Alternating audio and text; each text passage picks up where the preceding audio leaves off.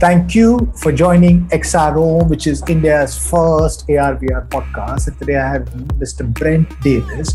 He's a PhD candidate and lecturer in computer science at Western University, who's currently the CEO at Nomad XR. Brent, it's a pleasure to have you on XRO podcast. I appreciate you taking time and being part of the show.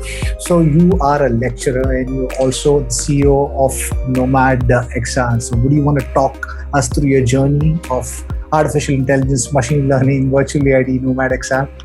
So I started off my undergrad at Western. I've been at Western a long time. My birth city. I didn't go very far. So I started off with actually an undergrad in the biochemistry of immunity and infection. Around my fourth year, there was a lot of interest in bioinformatics. So from there, I was like, okay, the skills I need are more in computer science. Med school is not looking very likely. And I was also like, I'd rather do more research at that point. So I stepped in, and my first project was making an exome processing script. So if you think of genetics and your genes, you have your whole genome, lots of data. When you're looking at it, sometimes you go down to more functional parts. And from there, with my fantastic supervisors, I started to go more into data science. Turns out in bioinformatics, by the time that you know the skills necessary to do that kind of analysis, you're pretty good at most data science tasks. So with their help, I went to grad school. Started in a master's in computer science. I ended up being transferred over to the PhD program early. I guess I made a good impression. We actually did some work with Ottawa Public Health, seeing how we could use social media and analytics to kind of inform their informatics. Because one of the things that we see with social media is just how much information is out there we can use to try and help people. If anyone from CFAR is listening in, thank you very much for the opportunities and support. It's been nothing but amazing. Dr. Alana Fish has been leading that project with my supervisor, Dan Lizotte, and Dr. Rumi Chinar at NYU. Corresponding with that, I used to be a teaching assistant like many graduate students are. Went there, found the passion for teaching. And that's where I've gone on to teach my courses. So I've taught a grad course, which is about bringing computational skills into the business environment. I need people that are going to be skilled at XR, algorithms, and all these things. I want to make sure we've got the best and brightest coming up into the workforce, because I'm really excited what we're going to get up to. We in the cusp of understanding the source code of life. The entire genome code, and we kind of like tinkering around with it, and there is so much out there. First there was in vitro fertilization, then there are people who are talking about in vitro gametogenesis, which is so very cool. I'm sure it's going to come in maybe like much later in a couple of decades, but it's where you take the DNA of a person, and then you create from the DNA you can create a pluripotent stem cell, and from there you can either create an egg or a sperm cell. So what that does is that you don't need a partner anymore. You can take a person's hair, and then you can create an egg and sperm, and there you go. You can actually create a baby. So it's I think we're getting into exciting space. And data, I think, is going to play a big role. AI is going to play a big role. We are offloading more and more of our work onto machines, and that is, you can look at it in two ways.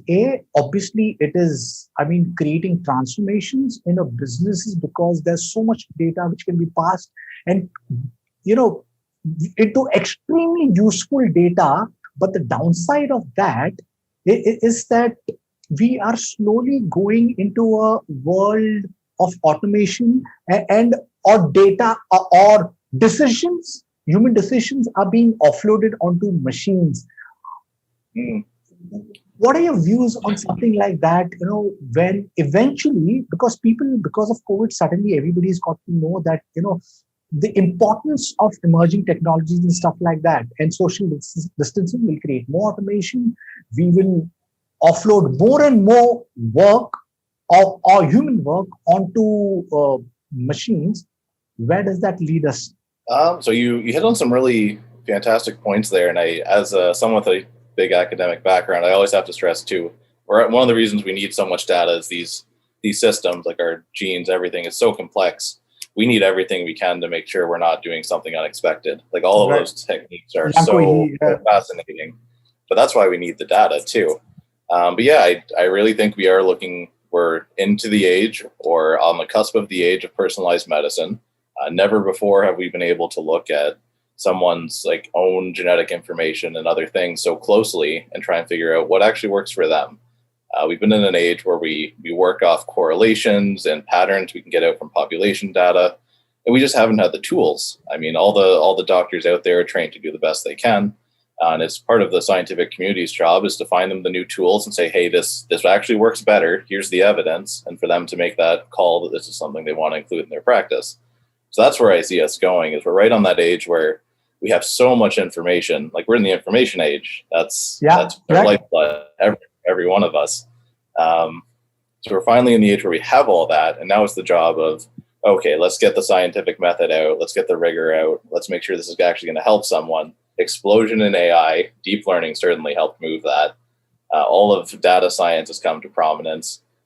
You have all of these doctors, physicians, everything else out there that are looking at it and says, yeah, no, it's give me the better tool, get the Watson AI thing working if it's going to help me. Whatever you want, just get it working and convince me it works.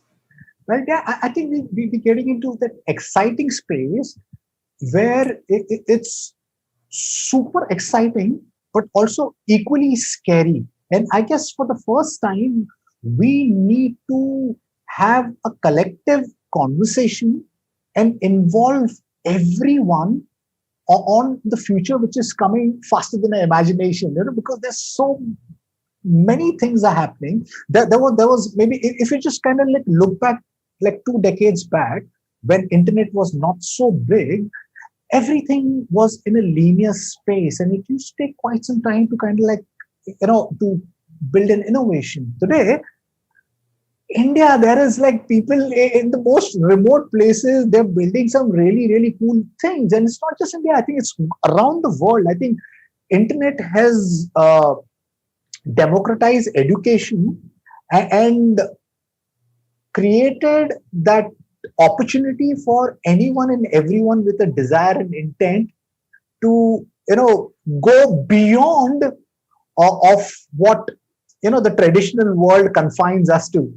So I think that is what excites me, and that's the reason I do this podcast. So you are also part of Nomad XR. So you didn't tell us, tell our audience, how Nomad XR happened, and what is Nomad XR? What is the vision behind Nomad XR? When was it incepted?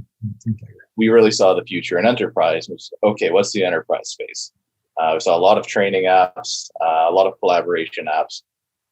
We stopped and went, okay, the barrier to this coming in is that most of the computers out there do not have a graphics card that can handle it. When we're talking to other enthusiasts, people in space, you've probably got the latest graphics card. I mean, if you've been able to get one of them, so I know they're selling out left, right, and center.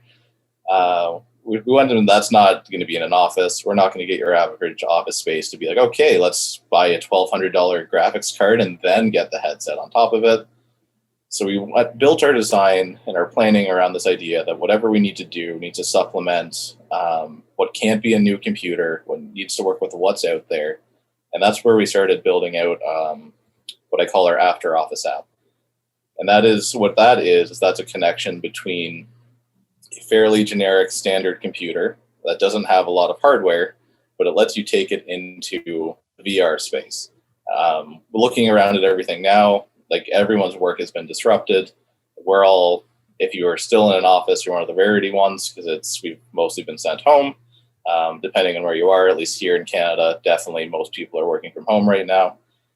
And like all of a sudden you've got this blur between your work life and your life, especially if the kids are home from school because of restrictions. Suddenly you've got a very shared space. We said, okay, VR is very cool. There's a lot we can do with it. Let's see if we can make a virtual environment that is immersive, focus enhancing, and it helps your wellness. Sometimes you may just need to put something over your head, go to the beach, pull up your work and your emails and start working away somewhere that you don't have to see the latest art project your kids got up to. And that's what we've been doing ever since. We've been building out that the after office application and seeing what else we can do to really make it something that's intuitive, easy, and obvious to use as something that enhances your work day to day. Right. So when you say that this after office app that you're building, it enhances your enhances your focus and wellness. So it's not an app the Verbula or EXP Reality is building, where they are actually building a digital workspace where, because the entire workspace has been disrupted. Microsoft just released a paper a couple of days back saying that there's this new hybrid work style could come in play, because I think they are the first company in the world which actually gave more than 40% of their staff a work from home option forever. Now that came as a surprise, because Google, Facebook, and many other tech companies gave a work from home option only till July or August 2021. But Microsoft went really bold, and now they've released data. There's a lot of pros and cons, but it definitely seems that the future of work is going to be hybrid, where even physical workspaces are looking at redesigning their workspaces. The future of workspace obviously looks exciting. We don't really know where it's going. There is a lot of assumptions, because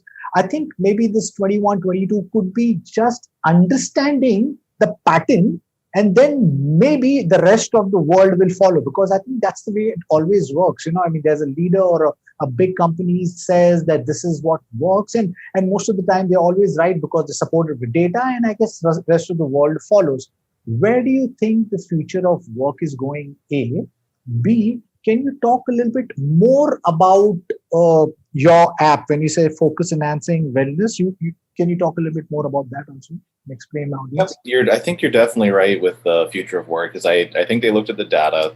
I've seen some reports myself, which is not great from the employee end, is that when you work from home, you are more satisfied with the arrangements, but you actually end up working more. Yeah.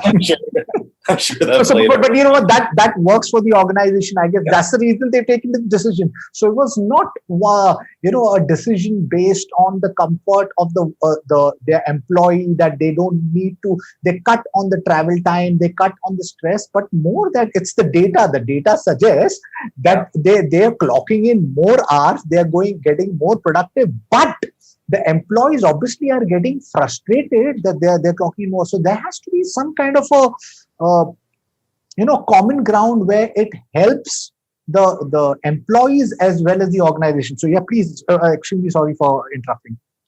No, all good. You're right on it. Is that we're at this stage too where the employees are clearly willing to put the time and the extra effort in, and if they're happy with their job and satisfied, then they're not even really going to notice, I think, in a lot of cases.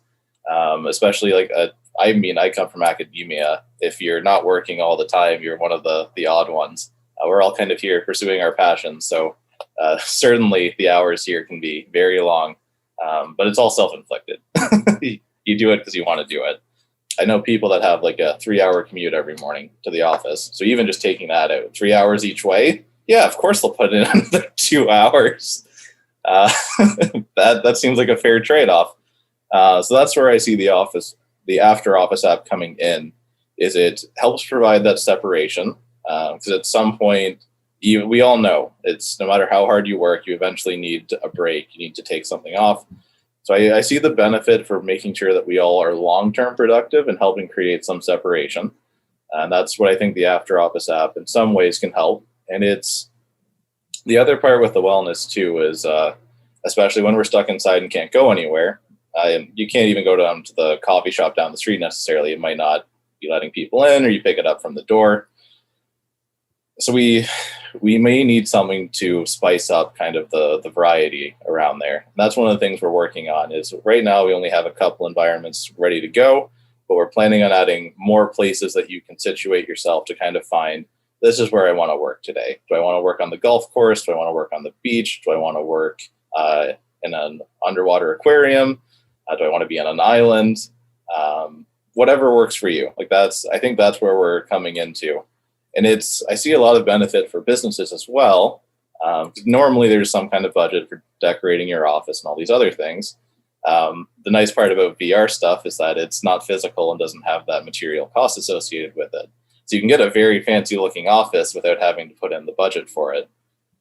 And if that's making it easier to work and you're more focused and you've got that separation, I just really see this as something we all benefit from.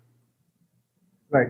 So are you guys bootstrapped? What's the team strength? And do talk to me about the ecosystem when it comes to immersive tech in Ontario. And how's because I'm very excited to build connections and create a global community, because I guess that's the only way we can accelerate the growth of this technology. So right now we're entirely self-funded. We're in that stage where we're looking around for other people that if they find us interesting and want to work with us, we're definitely open and talking to people about that. So yeah, anyone listening to this, if we sound fascinating, definitely get in touch. I can't thank Eddie enough for this opportunity.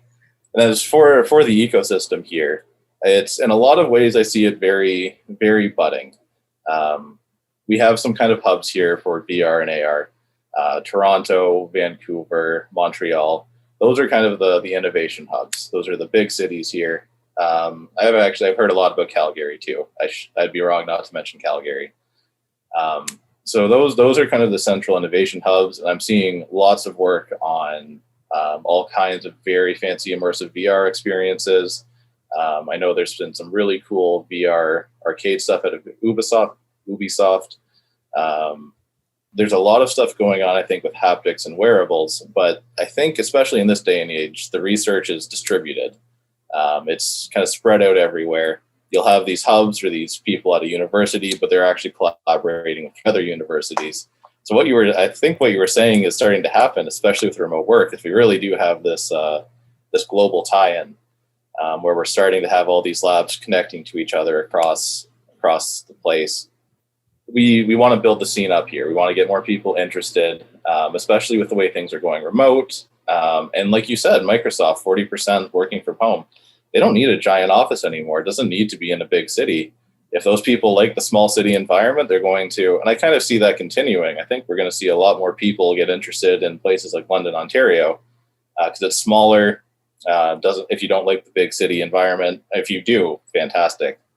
But I think a lot of people like smaller cities. Exactly. This pandemic somehow has come as a full awakening to the human race. And obviously it has disrupted the entire world in a huge way, but there has been so many positives. If you sit with them, you'll understand that I think for the first time in human race, we finally understand that we sailing in one boat. That's it. It's Earth, and we are all connected in ways we can't imagine at this point in time, or we are cognitively not capable to understand the connection. The reason I'm having this conversation with you is because maybe I've meant to have this conversation with you and maybe reach out to more people and enable everyone, because I've seen that where the world is going is where everybody needs to be connected. Everybody, like there has to be a global community, where we enable everyone, even the ones who are economically deprived, because that's the only way we can create a better future for a world and a collective future. Because I'm getting a little philosophical, but I think if the entire population are in good spirit, there will be great acceleration in technology. The world will be in a much better place, right? So would you like to talk about your competitors? Who do you think are the competitors or your inspiration? The first thing I want to follow up on what you're saying, getting philosophical, is I think you're definitely right. One of the things I think we're going to see this decade is I think all of our governments are going to realize the individual citizen needs more computational power than necessarily what is good to just leave to the market. I know here we have all these 5G plans and rollouts. We have all of these networks going in. You've got things like Starlink, where now we have internet from the sky. I think that's the way it's going to go, is eventually what people are going to clue in, and we'll have to convince our politicians, is we need these resources available for the average person, so that they have access to this computational cloud, and we can find a way to make it democratic and fair.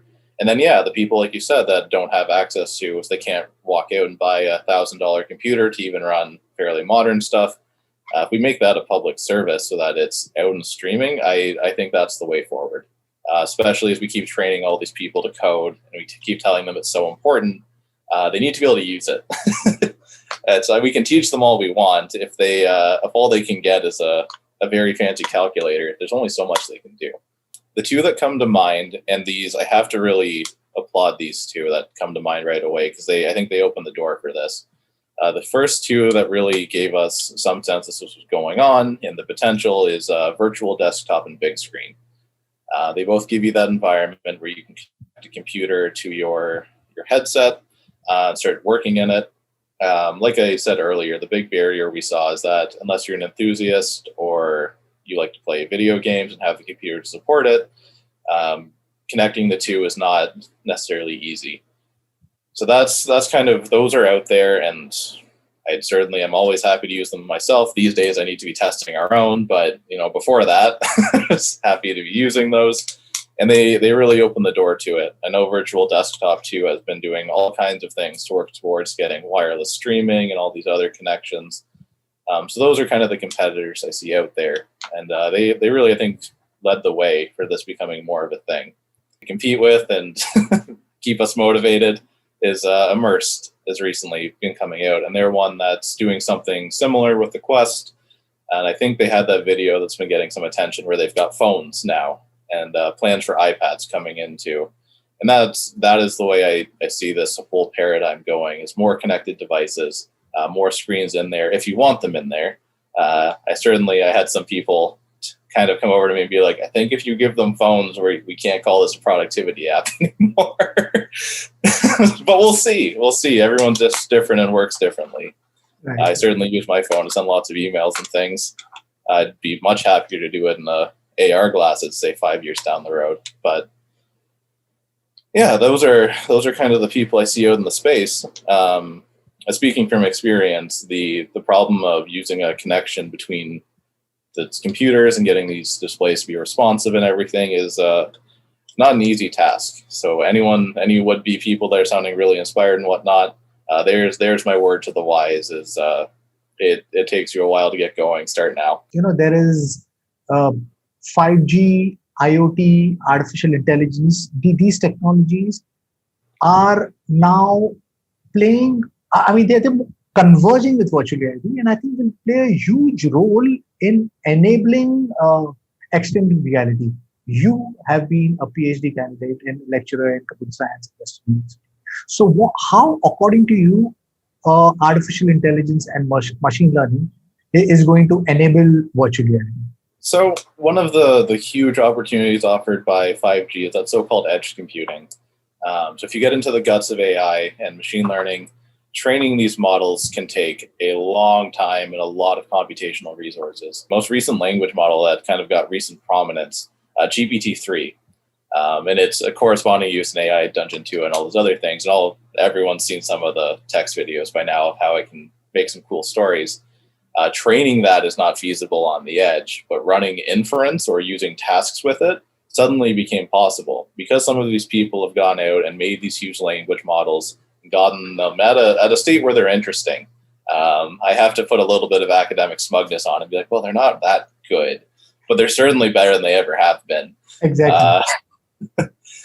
So that's where I see it. Suddenly we have all of these pre-trained models, and we can use them for more discrete tasks on the edge using these 5G networks.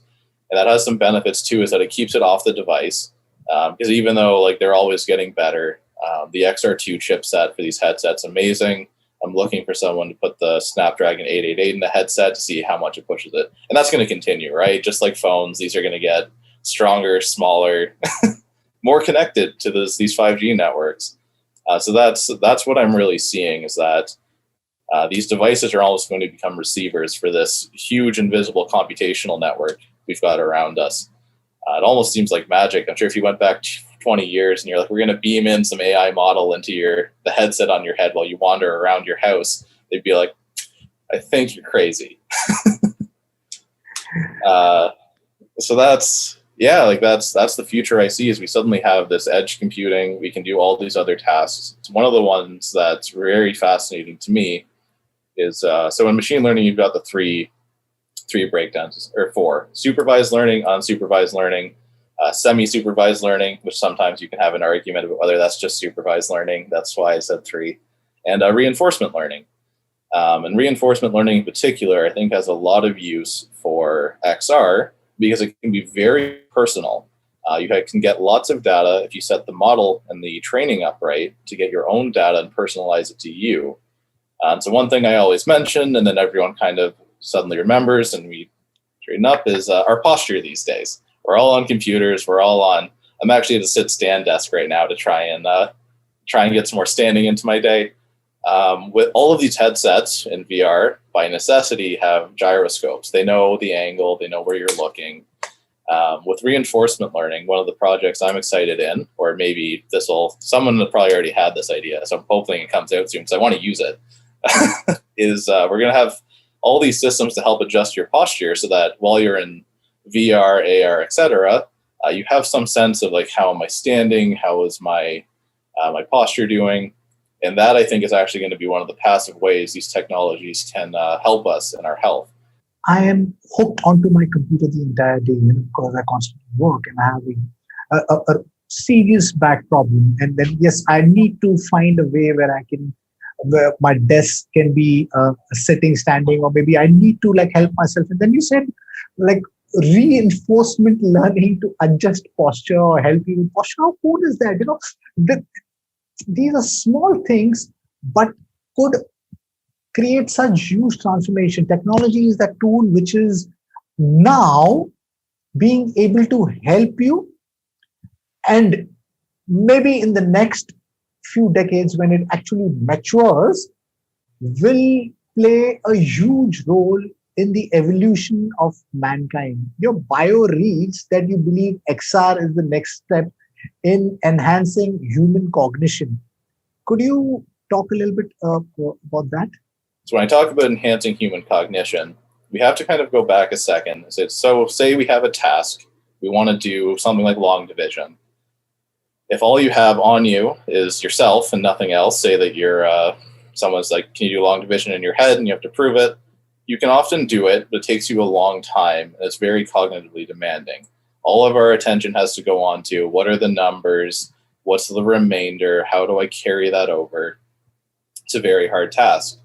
The first way that we offload that is we get a pen and paper and we write it out. Suddenly, we have offloaded some of that cognitive task. We have these numbers, we have it written down, we can do the part work. We don't need all of it in our head simultaneously. And then we take the next step, we have the calculator. So now we're not even writing down the steps, we put it in, we get our answer. The answer is the same. The task has been completed, but the in-between is very different. So what I see with XR is, even right now, we're talking at a 2D screen in front of us that has, depth in it. We can kind of see and get some sense of the world.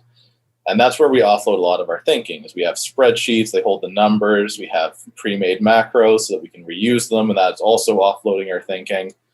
With XR, we're not going to have a 2D space anymore. We're going to have an entire room.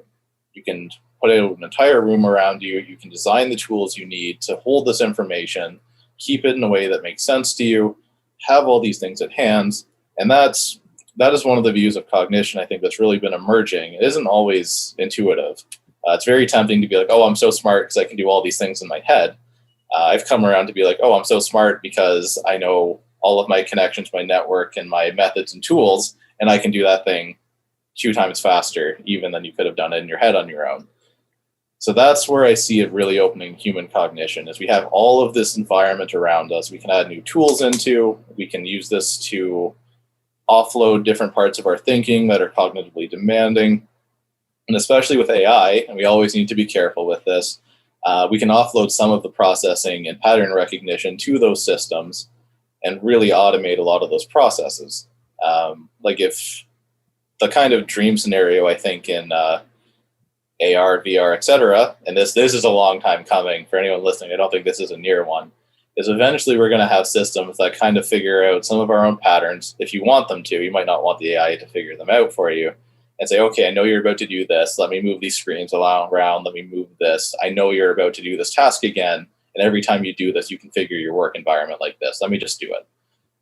So Siri, Alexa, whoever, they're all working towards being more helpful. So that's what I mean by enhancing human cognition. I don't think it's going to literally go into our brains. We're not going to have gene therapy or any. That's someone else. I'll see where that goes. I know we've got Neuralink and stuff coming too.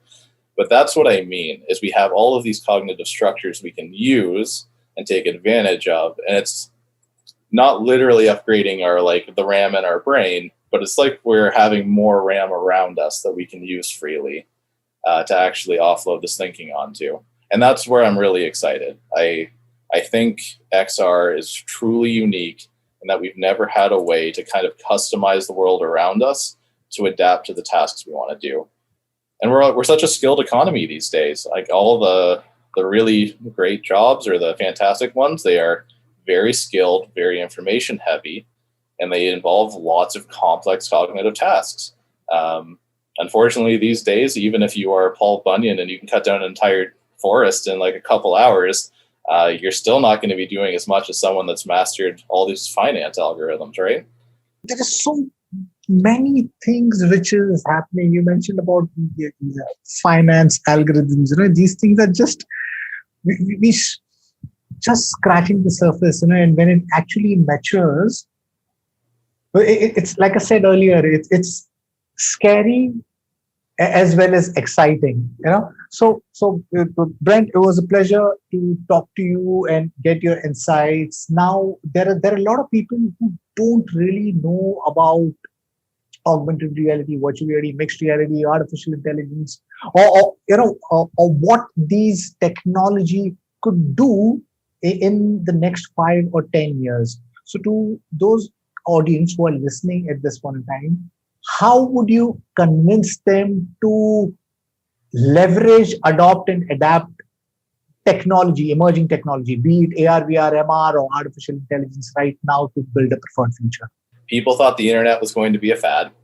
People thought cell phones were going to be a fad. People think XR is going to be a fad. It's like and you can do some basic pattern recognition there. I truly think that's the way things are going. We've seen too much potential. We've opened up too many possibilities, and even the industry itself is kind of pushing towards this a bit. I mean, I always hope there's more, but we're kind of hitting the point with phones where it's like, all right, the camera's getting better every iteration. The processor's getting better every iteration. We haven't seen any huge change-ups. Like, remember when the first smartphones came up? And I was, oh, that's not going to stay. People aren't going to use a phone to do that. They're going to go to their laptop, right? Like, we've seen this before. So I think like time will tell. And if it's something that sounded convincing or you're on the same page, that's the way we're going. The industry has been exploding. Facebook has 20% of its workforce working on this. There's your financial and economics argument. Why would Facebook have that many people if they thought it was going to be a fad? And they were the ones that made the social network happen first. They saw that, they got in there, and now look, everyone knows who Facebook is. They're a household name, and they're throwing their weight in too and saying, hey, this is... You comprised it in very small, brief sentence, but I think you really hit the bullseye. I mean, there are naysayers and has always been naysayers, and we as a human race are averse to change. But whenever I talk to people, I tell them that we are some mind-blowing changes which we are going to see in this decade itself. All of these technologies, they are converging. And this is the time to start at least understanding these technologies, because the world is getting digital. from physical, we are moving to a digital world. We used to carry technology. We used to carry your mobile phones, we used to carry your laptops. We going to a world, we going to be wearing technology. We're getting into a world which will be wearables. Some are going to be invasive, some are going to be non-invasive. We could have debates and arguments about the moral, ethical, about this thing, implications of it. But that world is coming, and that world is coming very fast. And we are going to be enhanced. We are going from Homo sapiens to Homo Deus, where we're gonna have godlike powers. And as maybe like very boring that what I said might sound, but this is the fact. And I want everybody to kind of understand this and leverage the tool that we have of technology and build a better world. And yes, we need to build a community, and that's the reason I do this podcast. Brent, really appreciate talking to you, and wish you the very best with Nomad XR. And to my listeners, if you like what you see in here, please hit the subscribe button. And until next time, see you guys. Bye bye. Thank you. Thank you, Brent. Really appreciate this.